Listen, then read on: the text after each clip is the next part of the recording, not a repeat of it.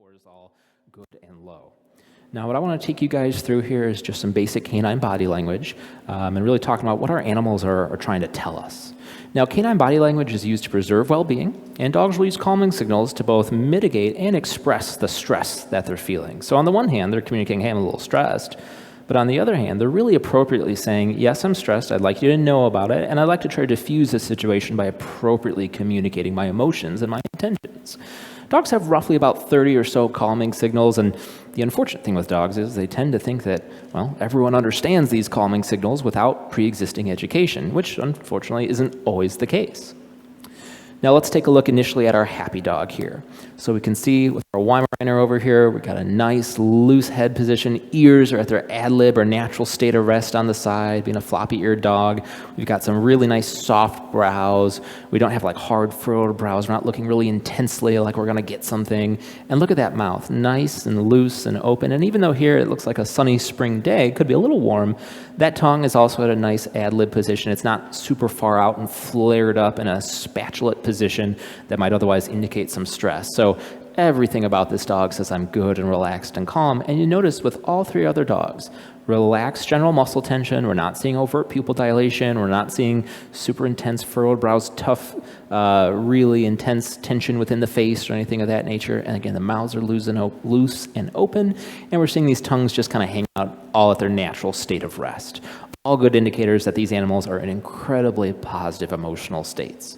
Now, if, for example, your dog or a dog you're working with was pretty loose, but they weren't giving you that open mouth, or they were kind of focused on where the tennis ball went and that brow's a little furrowed, all those individual signals need to be looked at contextually. Just because a dog isn't as ecstatically happy as it possibly could be doesn't mean it's necessarily having a bad time, much in the same way just as us as humans, we might not be as ecstatically happy as we possibly could be, but it doesn't mean that we're in a negative emotional state either. So we always want to look at everything contextually, but for the most part, this is an absolutely happy dog, and this is what we should want to see most of the time.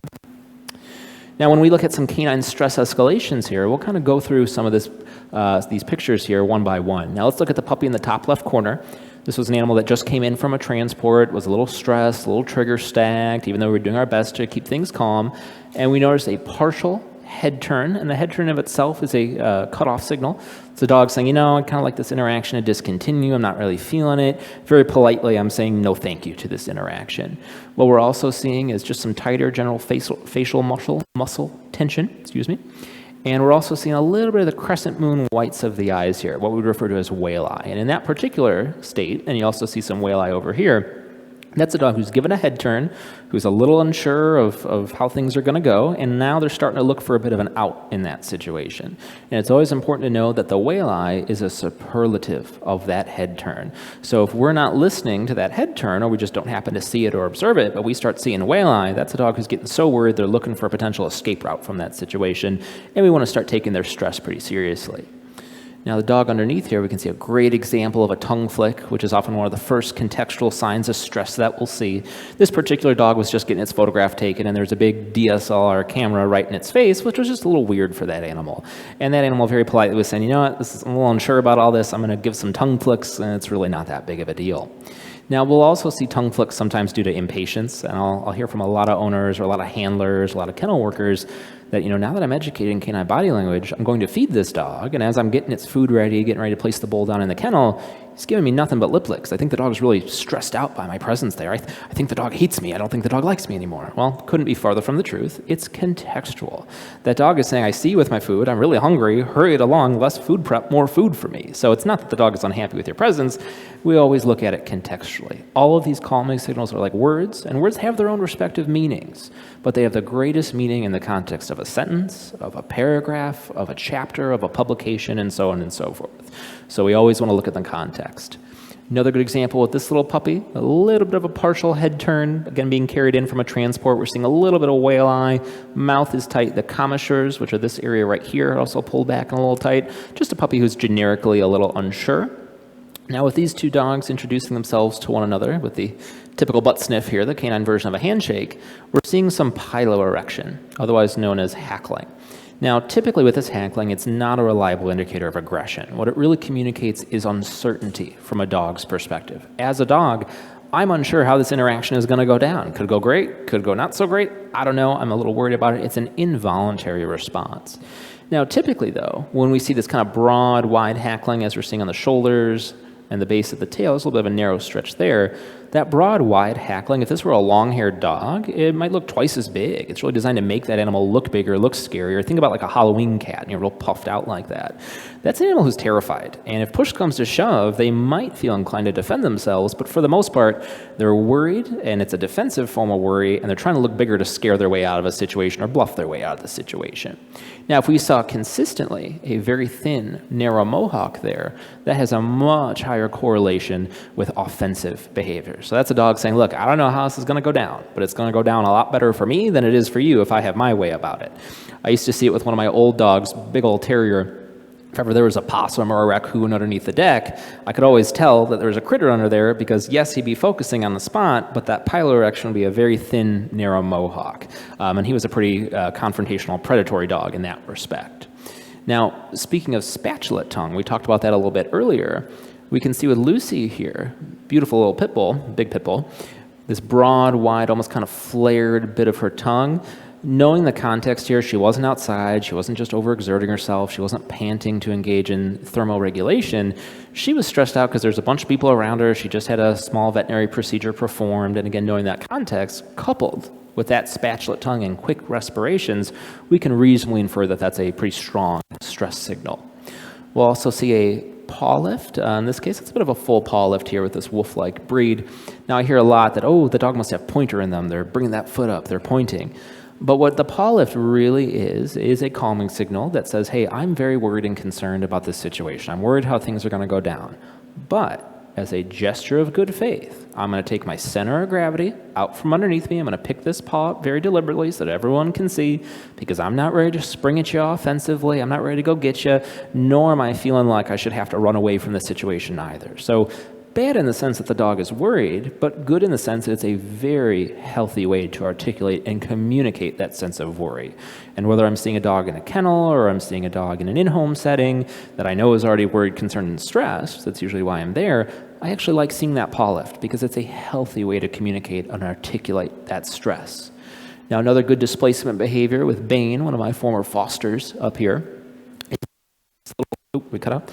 Nice little head turn there, again getting his photo taken after a lengthy day at an adoption event, and he's giving us this great big old yawn, not solely because he's tired, could be tired, but in reality, this camera's in his face, contextually he's turning his head, he's saying no thank you, and because we're busy taking photos, rather than taking him back to his kennel where he can finally take a nap, he's giving us this great big old yawn solely as a displacement behavior. No different than a human being kind of checking their nails or scrolling through their phone or rubbing their hand through their hair.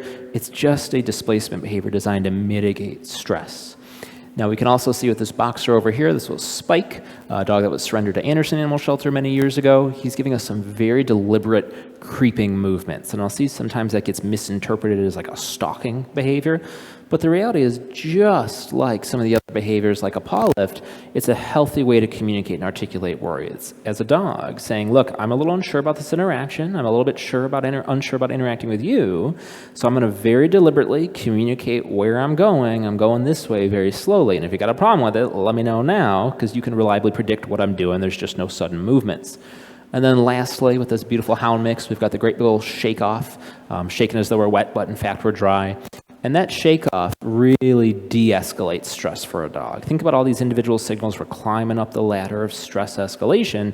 When we have that shake-off, we go back down a couple of rungs. So that's a great way for a dog to just get some of that stress out of their system, in addition to communicating to others that there's some slight stress as well. Now, speaking of our canine stress escalation ladder, understand, guys, everything with a mouth can bite. All dogs are capable of very serious distance-requesting behavior as stress mounts. And what that stress mounting means is that cortisol is elevating and stacking, and eventually it comes to a point where that dog crosses a stress threshold.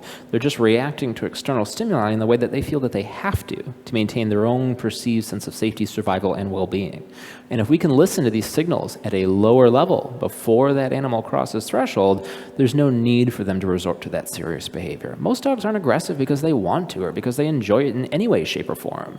They're aggressive because they feel like they have to, and they have no other choice in doing so. And when we listen to them and respect them and empower them with that choice, well, if you don't have to get serious, well, we're not going to get serious. Now, some other signals here we can see with this particular guy, we're sniffing the ground, which is a really nice calming signal and way to diffuse tension. We've got this golden over here who also has a displacement behavior, is just kind of looking away. He's not maintaining full eye contact. No different than as we're talking here. I'm not locking eyes with anyone individually. We're gesturing, we're moving around. That's a healthy, normal, natural displacement behavior. And this shepherd's doing a nice job, too, of sniffing the ground. Now, in truth, I think this golden retriever, like most Goldens, being a sweetheart, is looking over at this shepherd and thinking, oh, crap, it's the cops. I've got to be on point here, looking away. And this shepherd's doing such a nice job at diffusing that situation and really helping that Golden to feel at ease. Now, with our husky up on the right, again, normal, natural displacement behavior of just itching ourselves. And sometimes the dog just does have an itch, but usually when something isn't happening fast enough, the dog is unsure as to what to do, you'll see that itching behavior happen solely as a displacement behavior. And we always look at it again in the context of the interaction. Now, some good signals down here, 2 dogs that also just got off of a transport from a municipal facility to be rescued. If we look at the dog on the left here, we can see some whale eye right here, partial white moons. We can see some really tense. Oh, we're good.